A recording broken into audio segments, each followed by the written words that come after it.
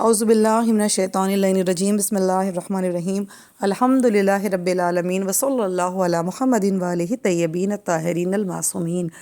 ناظرین گرامی السلام علیکم ورحمۃ اللہ وبرکاتہ۔ صد شکر الہی کہ آج ہم سورہ دخان کے دسترخوان پر آ کر بیٹھے ہیں اور اس بات کا تذکرہ کریں گے انشاءاللہ کہ پروردگار عالم نے اس خوبصورت ترین سورہ میں کیا حکمت پوشیدہ کر رکھی ہے، جس کا حکم پروردگار عالم نے یوں دیا کہ سورہ دخان کی تلاوت شب قدر میں کرنی ہے۔ جناب رسالت مآب صلی اللہ علیہ وآلہ وسلم کا ارشاد گرامی ہے کہ جو کوئی شخص بھی سورہ دخان کی تلاوت شب قدر میں کرے گا تو پروردگار عالم اس کے تمام گزشتہ گناہوں کی مغفرت فرما دے گا۔ ہماری اور آپ کی کوشش یہی ہے کہ پروردگار عالم سب سے پہلے ہمیں گناہوں سے پاک کرے، ہمیں معصیت سے دور کرے، ہمارے دلوں کی جو تاریکی ہے اس تاریکی کو دور کرے، کیونکہ جب ہمارا وجود، ہمارا باطن گناہوں کی کثافت سے پاک ہو جائے گا تو پھر پروردگار عالم ہماری دعاؤں کو بھی شرف مقبولیت عطا کریں گے، اور جو پردے گناہوں کی وجہ سے ہمارے آنکھوں کے درمیان حائل ہیں وہ پردے بھی دور ہو جائیں گے، اور جب وہ پردے دور ہو جائیں گے تو آپ جانتی ہیں سب سے پہلا معجزہ کیا ہوگا ہماری زندگی میں، کہ جو عجائبات الہی ہیں، جو پروردگار عالم کی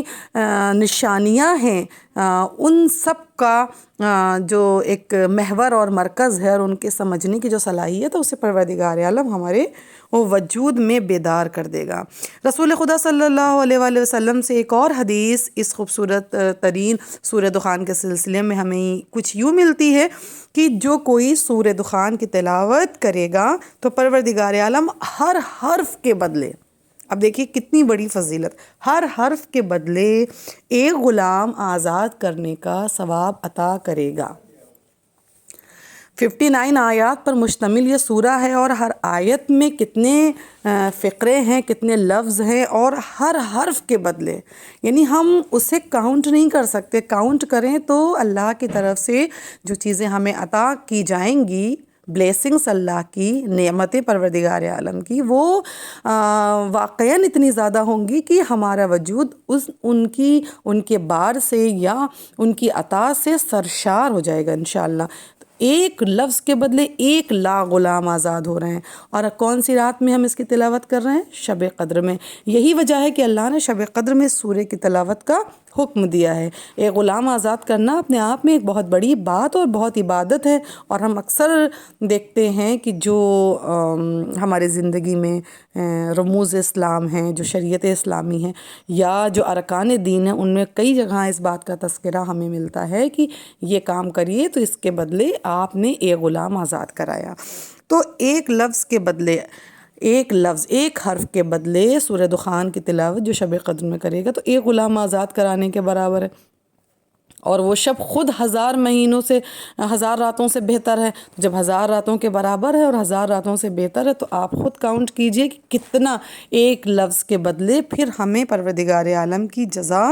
کتنی ملے گی۔ اور ایک بہت خاص رسول خدا صلی اللہ علیہ وآلہ وسلم سے ایک اور حدیث اس سورہ دخان کے سلسلے میں ہمیں کچھ یوں ملتی ہے کہ جو اسے لکھ کر تجارت کی غرض سے دکان وغیرہ میں رکھے گا اسے بہت منافع ہوگا۔ آج ہماری زندگی میں سب سے بڑی پرابلم کہیں نہ کہیں فائنینشیل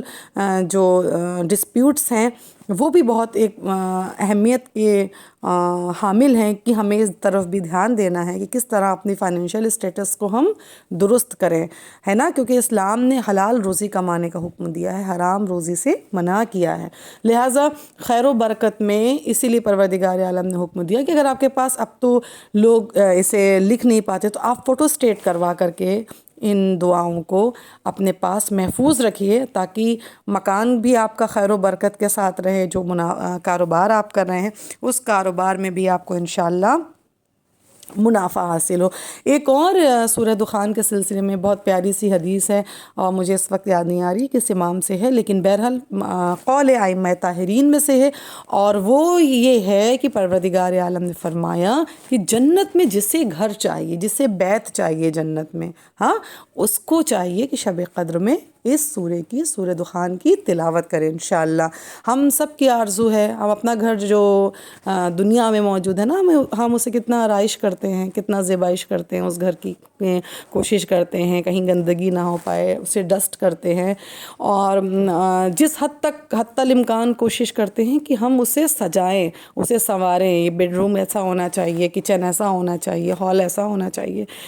کہیں نہ کہیں انسان کی زندگی میں گھر کی، مکان کی بہت اہمیت ہے، اور وہ اسے سجانا چاہتا ہے۔ تو وہ بیت جو اللہ جنت میں بنائے گا وہ کتنا حسین ہوگا، کتنا دل نشین ہوگا۔ اور اس کی تیاریوں کا حکم کچھ اللہ نے یوں دیا ہے کہ آپ کو جنت میں گھر چاہیے، جنت میں بیت چاہیے، ٹھیک ہے، تو آپ اس کے لیے شب قدر میں کیا کرنا ہے؟ آپ کو سورہ دخان کی تلاوت کرنی ہے۔ اچھا جی، نارمل زندگی میں نارملی ہم اور ایام میں اگر ہم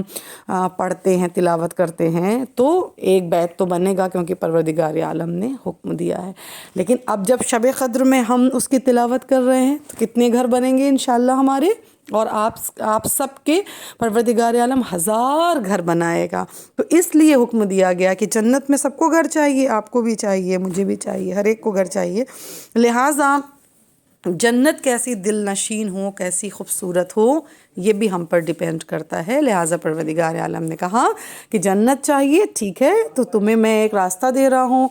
وہ راستہ کیا ہے کہ شب قدر میں تمہیں سورہ دخان کی تلاوت کرنی۔ انشاءاللہ کہ پروردگار عالم سے دعا ہے، بار الہ ہماری قلیل سی عبادت کو اپنی بارگاہ میں قبول کر، اور شب قدر میں وہ سارے اعمال بجا لانے کی توفیق نصیب کر جس سے ہمارے نصیب بدل جائیں۔ وآخر دعوانا ان الحمد للہ رب العالمین۔